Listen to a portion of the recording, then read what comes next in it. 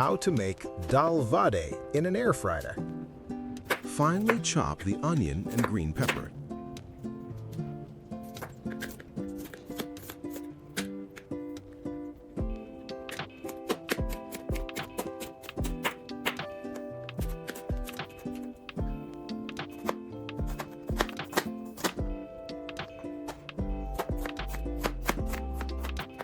Soak the dal in water for about 5 minutes and then strain the water thoroughly.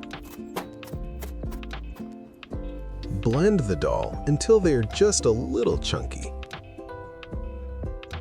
Add finely chopped onions and green chilies to the blended dal. Season with salt, chili powder, and chili flakes and mix well. Then make small balls, flatten them, and put them in the air fryer.